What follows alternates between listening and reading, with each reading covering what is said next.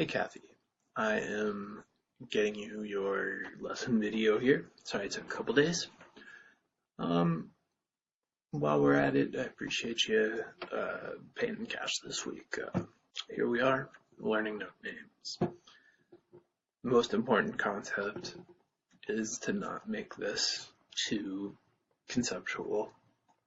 I know that's not an all-star sentence, but the point is just naming dots. That it can seem like a larger task because of all it implies. Like I have to know every other note name. But yeah, we just decided, G and C right here, A and D, B and E, C and F. We potentially could have gone D and G. Break it into little sections, and just be sure to randomize the order you think about it in. 10 minutes of giving yourself a mundane, seemingly semi-unnecessary geography test on it will have you nailing it really fast. So yeah, we've got our Pixies song, and then we will talk about, well, why don't we do this first? Actually, we discussed beat divisions a little bit, and time signatures. So yeah, we want to kind of get you counting along with stuff like you did with Pyramid Song and the ones we've already discussed. Today we talked about how subdividing beats works. And the reason we're discussing this is because we're not learning to read music. That doesn't mean that we can't have thorough discussions of rhythm and quantify right where something falls rhythmically. Just like we can still talk about the relationships between notes, intervals, even if we don't know every scale, etc.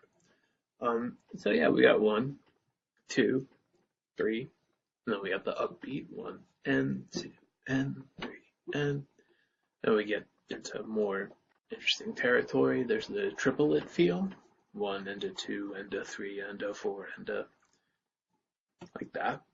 And then sometimes we need to subdivide it even farther because someone put it right in a particular spot. Like 1E and a 2E and a 3E and a 4E and up.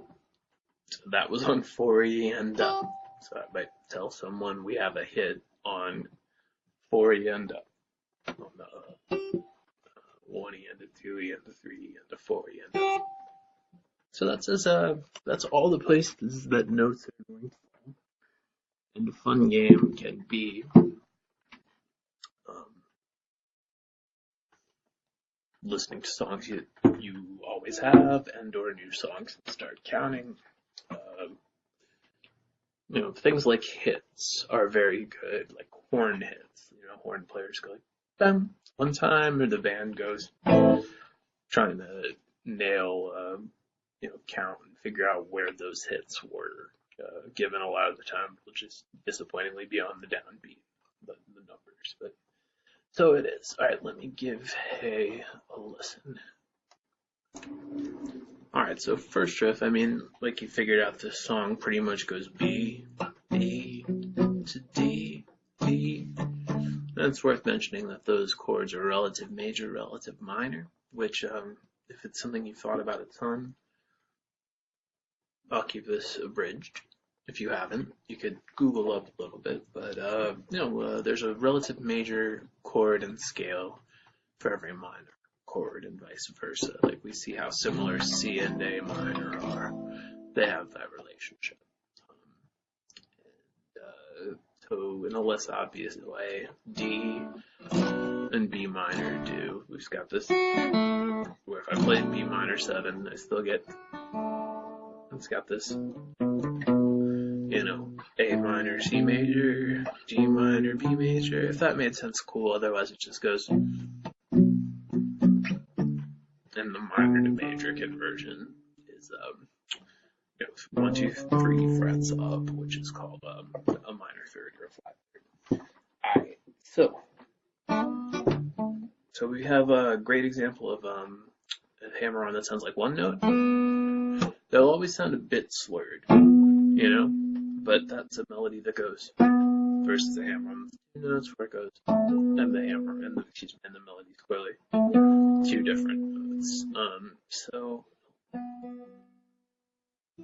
So yeah, we have this. So we start with one that sounds like a single note, and then we go regular note, two note. So one note,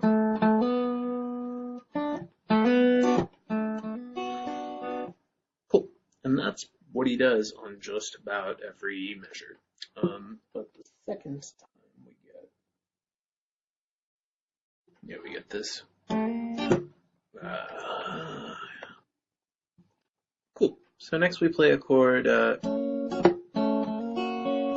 doesn't jump out as being what it is unless we talk about it. So F sharp, right? F sharp includes this up top, like if I was playing F. And I guess,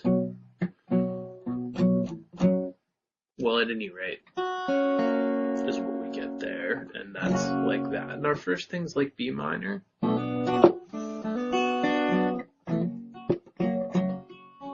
So correction, it doesn't go to D. It just sounds like it does because the bass line totally does. So yeah,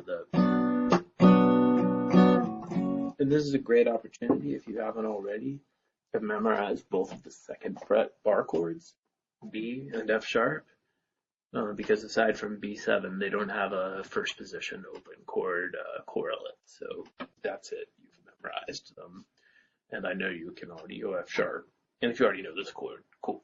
But nonetheless, there it is. So, and then we're gonna go. Yeah, and that's something we do quite a bit in this chord. You know, do the first finger hammer on. Once we get this. And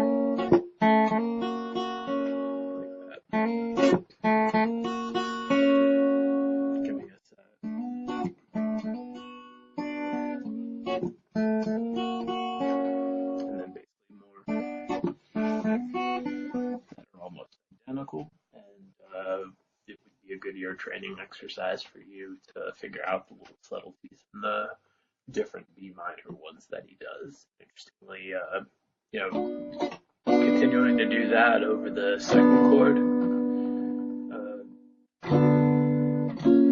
doesn't sound the worst ever, but it kind of is dissonant. Like here's me playing some F sharp. If I go, here's my new chord, what do you think? Not so much, but going, you know, now we're over the F sharp, but then when he goes B again, F sharp again, he just stays on that one. So that's a little dissonance. He's basically just going, what if I play this over and over? And I have to change it the second time. But yeah, so there we are. And like that. Cool. And I believe that's what we did. And I will see you at your next lesson that I believe we have scheduled for Friday the 16th at 1. And I will see you then. Take care.